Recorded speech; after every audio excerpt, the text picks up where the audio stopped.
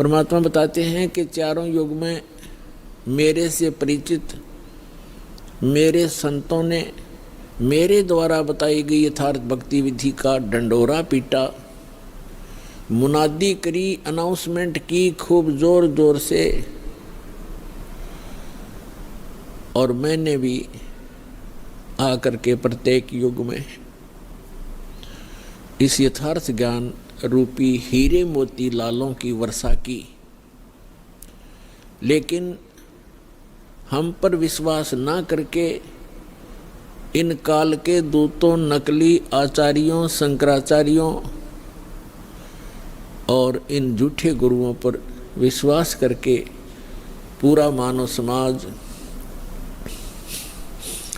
वर्तमान में डले ढो रहा है, कंकर पत्थर कौड़ी इकट्ठी कर रहा है लाल के स्थान पर। अर्थात यथार्थ ज्ञान और यथार्थ भक्ति विधि ये तो है हीरे मोती और लाल यानी बहुमूल्य, ये हैं वास्तव लाभ देने वाले। और जो गीता अध्याय नंबर 16 के श्लोक 23 में कहा है कि शास्त्र विधि को त्याग कर जो मनमाना आचरण करते हैं, मनमानी पूजाएं करते हैं जो शास्त्रों में सदग्रंथों में विद्यमान नहीं है, तो उनको न तो कोई सुख होता है, न उनको कोई सिद्धि प्राप्त होती है और न ही उनकी गति होती है, अर्थात व्यर्थ, यूजलेस। तो जो शास्त्र विधि को त्याग कर सदग्रंथों के विपरीत साधना है वो परमात्मा ने बताई है कि वे डले हैं, ढेल, ढेल माने डले, कंकर पत्थर जिनकी कोई वैल्यू नहीं है। चारों युग में संत पुकारे, कूक कहा हम हेल रे, हीरे माणिक मोती बरसे, ये जग चुगता ढेल रे। पर भी लेन जात है दुनिया, हमारा ज्ञान किने ना सुनिया। परमात्मा कबीर देव जी, कबीर साहब जी बता रहे हैं कि लोक वेद के आधार से, दंत कथाओं के आधार से शास्त्र विरुद्ध साधना करते हुए ये प्राणी कुंभ के मेले का अनुष्ठान करते हैं और पर भी लेने के लिए जाते हैं वहाँ कल्याणार्थ। उसके लिए भगवान बताते हैं कि जिस तालाब या सरोवर या दरिया में आप स्नान करने जाते हो, कोई पर भी निर्धारित करके आपसे पहले वहाँ उस तालाब में, सरोवर में, उस दरिया में मेंढक, मछली और बहुत से कीड़े मकोड़े पहले से ही विद्यमान होते हैं, जीव जंतु, और वो तो सदा ही उसके अंदर नहाते हैं, क्या उनका कल्याण हो जाएगा? जिस प्रकार उन मेंढक और मछलियों का कोई कल्याण नहीं हो सकता, इसी प्रकार आपका भी उस पर भी में नहाने से आत्म कल्याण नहीं हो सकता। आत्म कल्याण होगा अपनी सदग्रंथों श्रीमद् भगवद गीता में वर्णित विधि और उसके अनुसार की गई साधना से। और वो साधना केवल परमात्मा ही बताते हैं, क्योंकि श्रीमद् भगवद गीता में जो गीता ज्ञान दाता है वो केवल अपने सतर की भक्ति ही बता रहा है। और पूर्ण मोक्ष यदि चाहिए अर्जुन, किसी भी भक्त को अर्जुन के माध्यम से सर्व मानव समाज को संदेश दिया गया, तो उसको चाहिए कि वो तत्वदर्शी संत की खोज करे और फिर उस परमेश्वर की शरण में जावे, उसके तत्वदर्शी संत के बताए अनुसार साधना करके उस परमेश्वर की शरण में जावे, जहाँ जाने के बाद साधक फिर लौटकर कभी संसार में नहीं आते।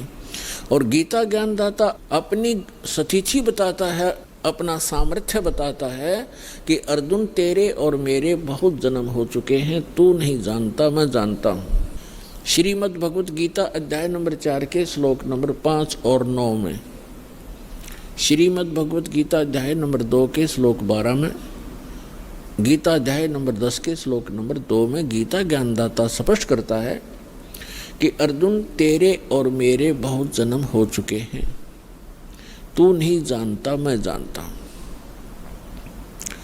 और अपनी साधना बताते हैं गीता अध्याय नंबर 8 के श्लोक नंबर 13 में, ओम इति एकाक्षरम ब्रह्म व्यवहारन माम अनुसमरन ये प्रयाति तजन देहम स याति परमाम गतिम।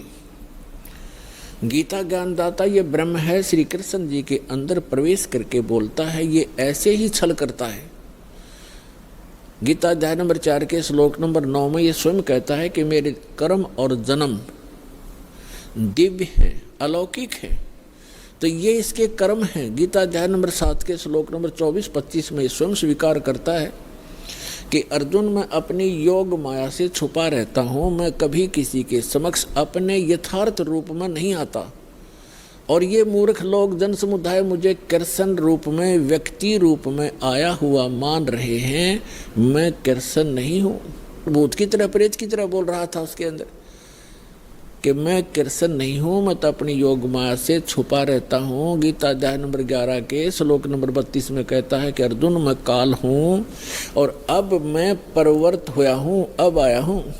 श्री कृष्ण जी तो पहले विद्यमान थे, उन्होंने पहले कभी अपने आप को काल नहीं कहा और उसके बाद फिर कभी अपने जीवन में अपने आप को काल नहीं कहा।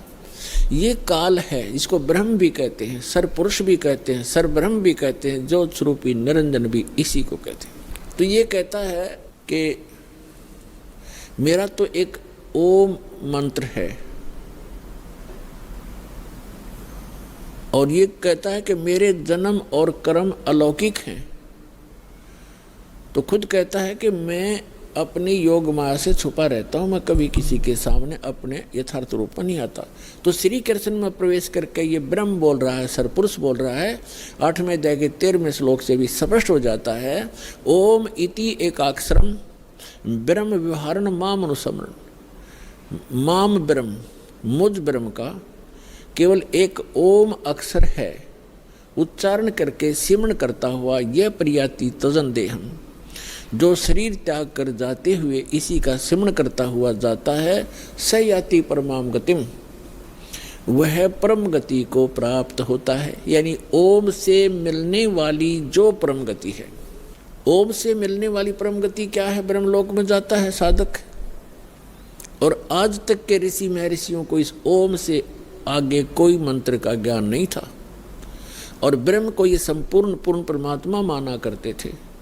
और फिर घुमा फिरा कर इन्हीं ब्रह्मा विष्णु महेश तक ही इनकी बुद्धि की सुई आकर टिक जाया करती थी, क्योंकि इनको कंप्लीट स्पिरिचुअल नॉलेज नहीं था।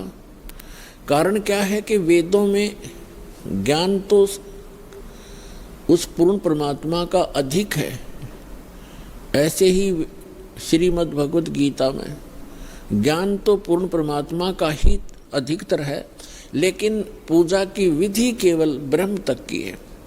और गलती से इन ऋषि महर्षियों ने सतगुरु के अभाव से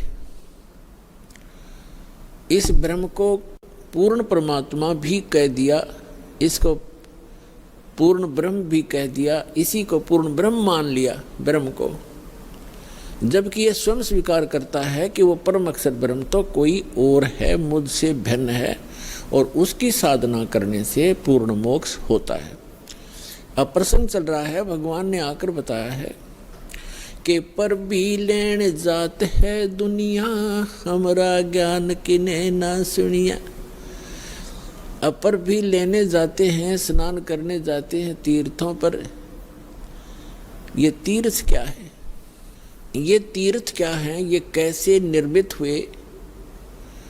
इसके विषय में ब्रह्म पुराण में, ब्रह्मा पुराण में बहुत विस्तृत जानकारी है और विष्णु पुराण के अंदर भी।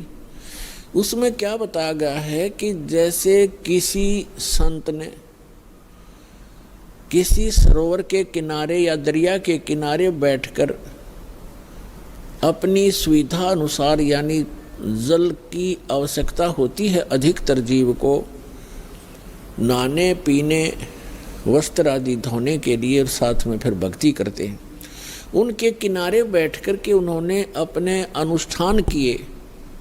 जैसे भी उनको गुरु मिले, जैसा भी वो अध्यात्म मार्ग से परिचित थे, उस आधार से उन्होंने वहाँ भक्ति करी बैठ के, और वहाँ से जो साधना उन्होंने की उस साधना अनुसार अपना शरीर त्याग करके वो चले गए उस लोक को, उस स्थान को प्राप्त कर गए जहाँ की उसने साधना की थी। अब बाद में उसकी यादगार में उस महापुरुष ने वहाँ शरीर तो छोड़ना ही होता है, उसकी यादगार बना देते हैं। और फिर शेष जो जनता होती है वो उससे प्रभावित होती है, क्योंकि वो साधना करते करते अपनी उस पूंजी में से अन्य किसी को आशीर्वाद, दुआ या बद दुआ दे करके वो प्रभावित अवश्य कर लेता है, जिस कारण से वहाँ की जनता, आसपास की जनता उस साधक से बहुत प्रभावित हो जाती है। उसके बाद उसकी मृत्यु के उपरांत वहाँ एक उसकी समाधि बना देते हैं, वहाँ पूजाएं शुरू कर देते हैं और फिर उसको वहाँ उसके मत्था टेकने लग जाते हैं और उसको तीर्थ नाम दे दिया जाता है। पुण्यात्मा परमात्मा ने आके ये निष्कर्ष दिया है कि जैसे अमरनाथ कैसे बना, अमरनाथ की स्थापना कैसे हुई, ये कैसे वेल नोन हुआ, सुप्रसिद्ध क्यों हुआ। भगवान शिव ने पार्वती जी को ये अनमोल मंत्र दिया था जिससे मोक्ष संभव है। और वो कौन सा मंत्र दिया था? जो 5 नाम का ये दास आपको देता है।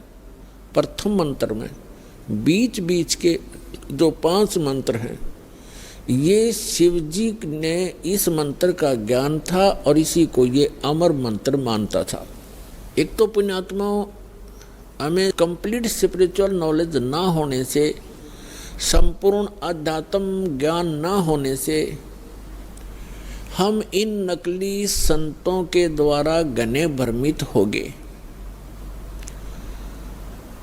हम क्या सोचते हैं कि गुरुजी ने मंत्र दे दिया, नाम दीक्षा दे दी, और फिर क्या होता है, उन भ्रमित लोगों के पास जाकर के आप उनसे फिर प्रभावित हो जाते हो, जिनको कंप्लीट स्पिरिचुअल नॉलेज नहीं है, जिनको पूर्ण अध्यात्म ज्ञान नहीं है।